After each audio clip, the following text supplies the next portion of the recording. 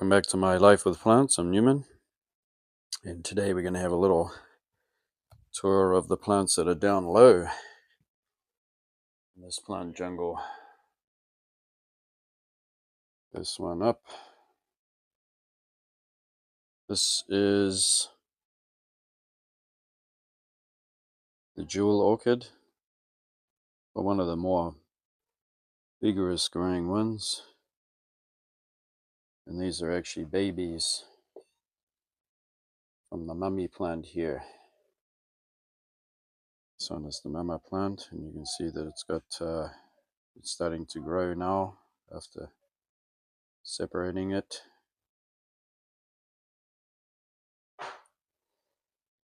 Haven't had any flowers yet, although I haven't had them for that long. I've had them for about a year and a half, going on 2 years. And without dropping all the buds off this, we'll have a look at this one. It's got all these buds off the Lediboria. Lediboria can be a bit messy, but this is Coleus. I'm pretty sure it is, although I put the name on the screen for you. I love the corrugated texture of the leaves, and as the new leaves come out, they have very dark centers to them. This plant is really starting to pick up its growth. Ideally, it should be kept moist, and I try to. It's in a very moist potting mix, and when it does get older, it'll start to grow a little taller.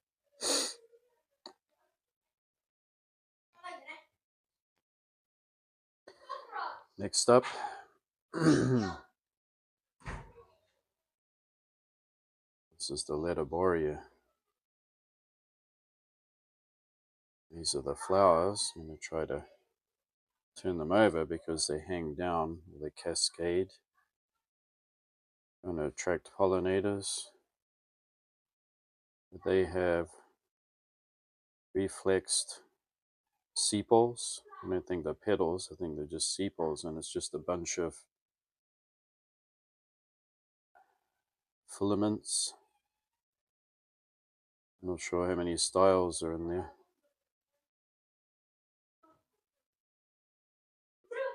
Maybe one style picking up right in the center, and a lot of filament and a lot of anthers, sorry. This is the bulbs. So this one grows really fast. It's a fast growing. It's actually put in the, it's named as a succulent or sold as one, but it is a bulb. It does come from a seasonally dry part of East Africa, South Africa.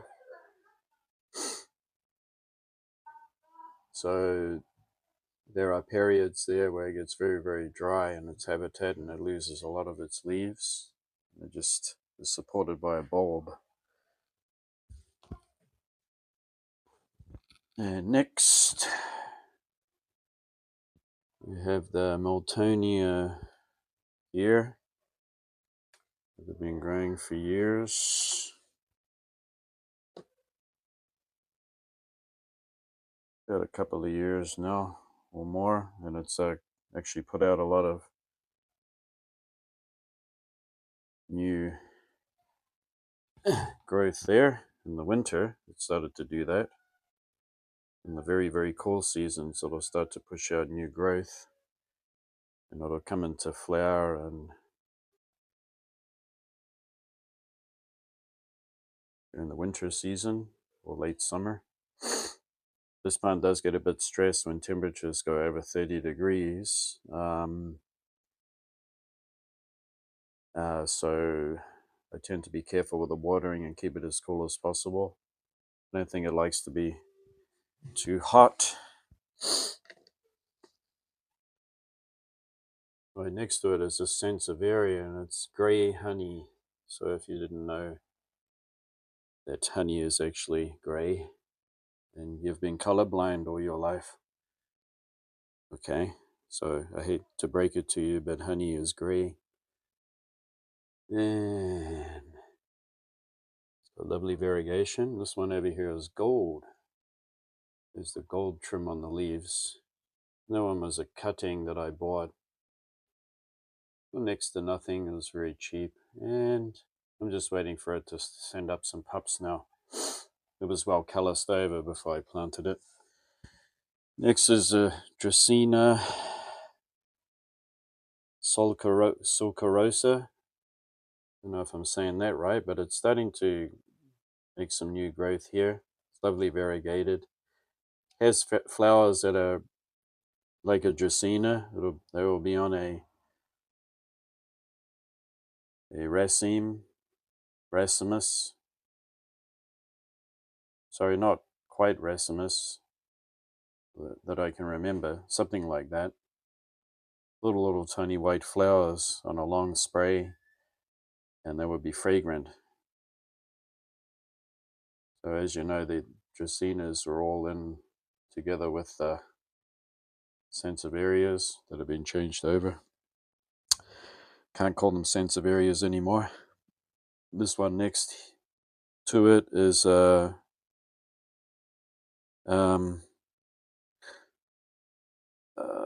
do you call this? Ripsalis specifera, or it could be wrong. And this one has actually been the easiest to grow out of all of my Ripsalis, and it grows really freely. Mummy plant got a good haircut yesterday because I had to repot her. What happened was the cash pot is tin and it's starting to rust a little bit, so I had to put a plastic sheeting in there and repot it. And I had to cut it because it was difficult to thread it all back into the hanger, the macrame, which won't bother the plant one bit. And the last time I did give it a cut, the time before, which is what this bunch is, it trimmed off quite a lot, and then I just put them all in and held them together and filled it in with potting mix. So I don't use chunky bark or anything like that. I just use regular potting mix. It works better for Ripsalis. So Ripsalis, like, they have a typical, more of a terrestrial root system than in orchids. So they still have fine roots. And it's doing really well now. When it does get bigger and much larger, it will put out little tiny white flowers that are quite fragrant. Next to it is my Haworthia, spider Haworthia. As you can see there, there's lovely variegation. These are very easy to grow. You can grow them indoors, outside, in a shady area. Whatever you do, don't put them out in direct sun. If you live in a hot climate, that is. If you live in a cool climate, you could do that. Otherwise, it'll get burnt. They grow underneath shrubs and trees in dry parts of South Africa. Seasonal rains in the summer and mainly dry. So this one is a pupping machine, so it'll send up pups or babies all around. And it's a real magnificent plant. It's just about to come into flower now. You can actually see in the crown there. Yeah, it's a very nice one. And in case you're wondering what that is, we'll show you up this end. Come back here. Let me pull this out. This is a native of a lot of Russia, northern Russia, Japan, China, and it's also found in Europe. It's got little yam-looking potato tubers that it dies down to. And you can see that this one is in bud. They have lovely, lovely orchid flowers. It's an orchid, forgot to say that. It's a kind of orchid. And I managed to keep it. The tubers alive. I just gave it an occasional watering. but not too much.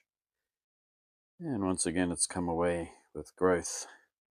This is a pot that doesn't have a drainage hole, so if I do overwater, I just have to tip it to make sure that it's not beyond complete saturation and there's no water collected in there. But I do water it freely from now, and it has buds on it. Maybe if I put it down like that, we can have a closer look. So I was able to grow a delicate orchid. There's all those delicate Restrepias and Miltoniopsis,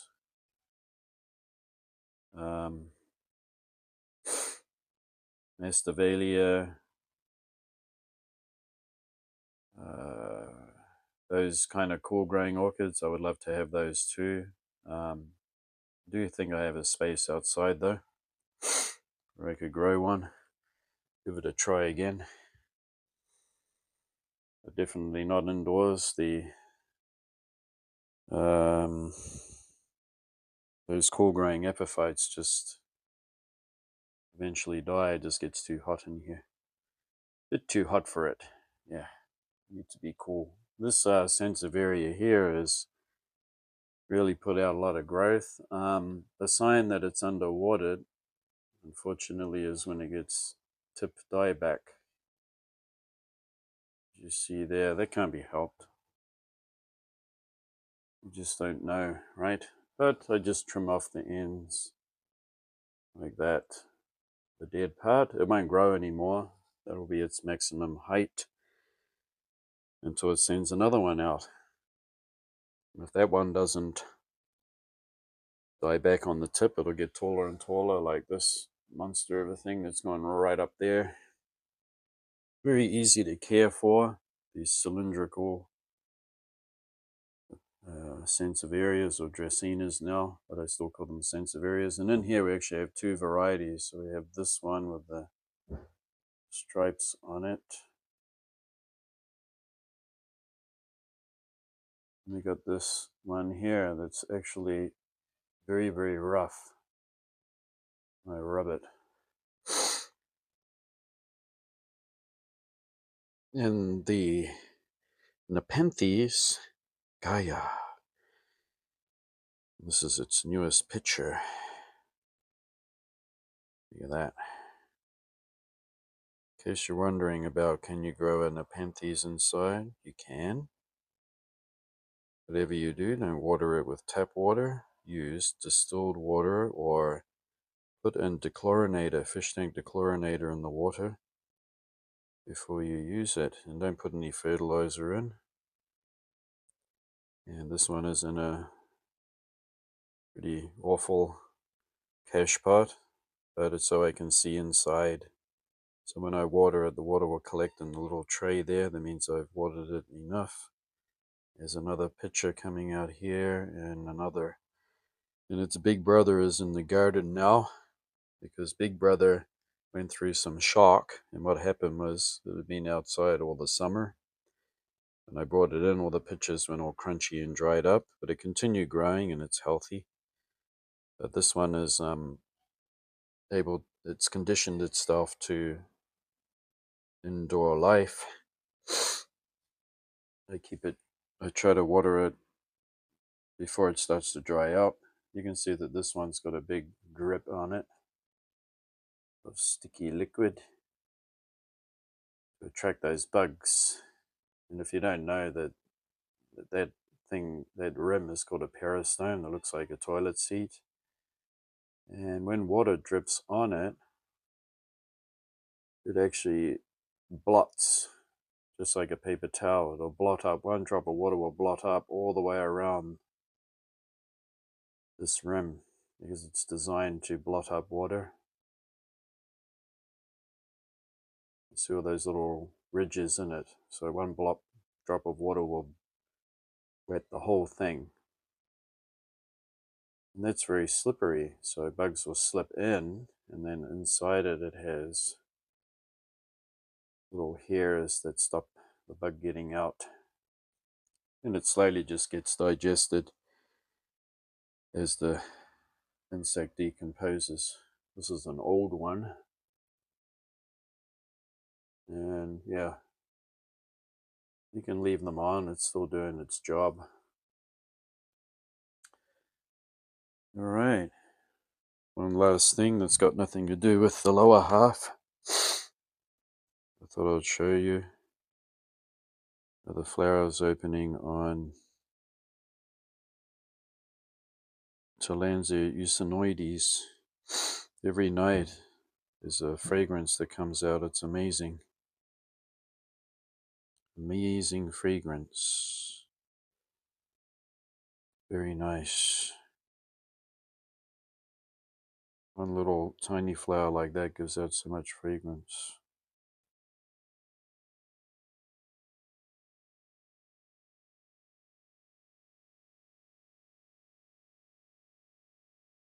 It's got those reflexed petals. 3. Very hard to see inside there with the naked eye. This is covered in buds now. There's a bud there. During the summertime, I mist all of the tillandsias every morning. I just take them down and mist them. I put towels down there just in case it drips. Yeah, one last thing. Every year my Phalaenopsis opens. This one is just starting to open. We have one on this side. Let me get around there. Look at that. Beautiful. As with a lot of Phalaenopsis, these larger ones don't have fragrance, but the beauty makes up for it. So quite a large plant. It's been growing in here for a few years now. And this one taught me all about how to look after Phalaenopsis. And it's been through a lot, but these days it's a healthy plant. Anyway, thanks for watching. Hope you found that interesting about all my plants that are on the lower level of the room inside the house here, or the bedroom. Out of all things, yes, I have stuff going in the bedroom, but I keep it very tidy. Everything is well clean, wiped, because it's a bedroom. But I hope you found that interesting and you liked. Give it a thumbs up and share it with friends who are also interested in plants. Until next time, we'll see you. Bye-bye.